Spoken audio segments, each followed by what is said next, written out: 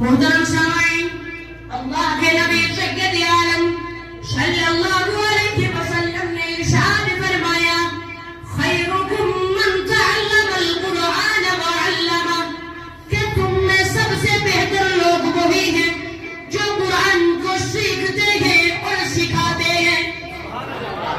محترم سامعین، اللہ کے نبی سید عالم صلی اللہ علیہ وسلم نے ارشاد فرمایا، الماہر بالقرآن مع السبعۃ الکرام البررہ، کہ قرآن کا عالم جو ہے یہ بروز قیامت معزز فرشتوں کے ساتھ ہوگا۔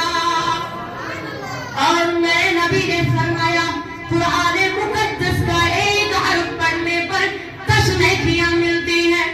اللہ کے نبی نے فرمایا، قرآن کا ایک حرف پڑھنے پر 10 نیکیاں ملتے ہیں۔ فرمایا، الم لیس بحرف بل الف حرف ولام حرف ومیم حرف۔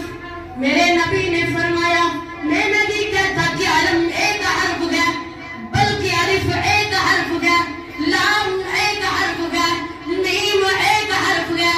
تو پتا چلا جس نے علم کو پڑھ لیا، جس نے ان 3 لفظوں کو پڑھ لیا، تو اس کو 30 نیکیاں مل گئی اور اس کے 30 گناہ مٹا دیے جاتے ہیں۔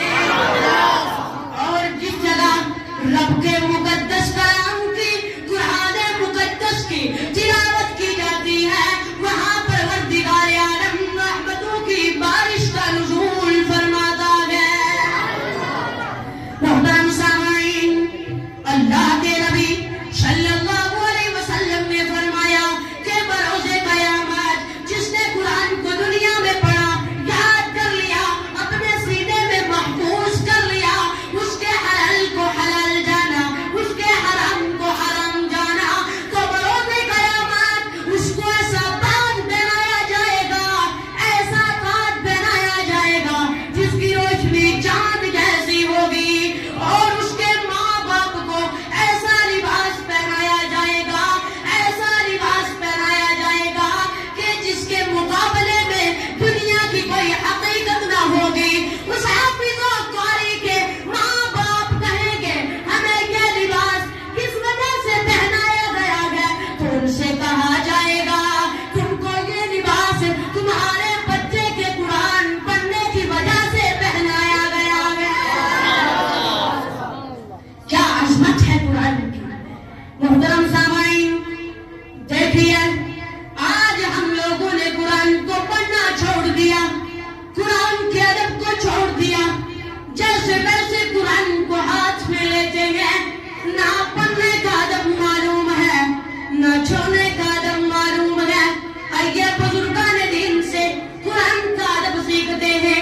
ایک مرتبہ بادشاہ محمود غزنوی آرام کے لیے بستر پر تشریف لے جاتے ہیں، تو کیا دیکھتے ہیں کہ طاق میں قرآن مقدس رکھا ہوا ہے۔ تو آپ نے قرآن کو طاق سے اٹھایا اور دوسرے مکان میں رکھ دیا، خود آرام کے لیے واپس بستر پر لوٹ آئے۔ جب لوٹے تو آپ کے دل میں خیال آیا کہ میں نے اپنے آرام کے لیے قرآن کو دوسرے مکان میں رکھ دیا، یہ بھی ادب کے خلاف ہے۔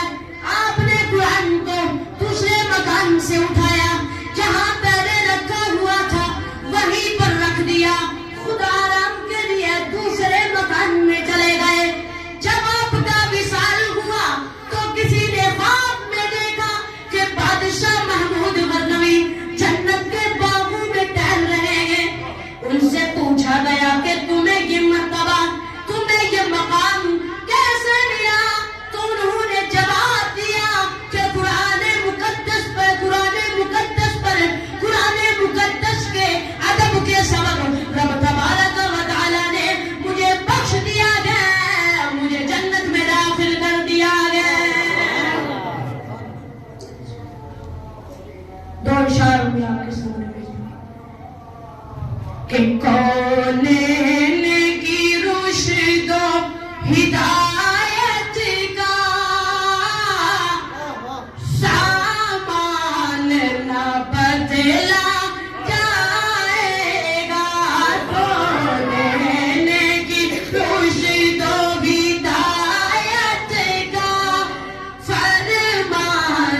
نہ بدلا جائے گا کونین کی رشد و ہدایت کا سامان نہ بدلا جائے گا بدلے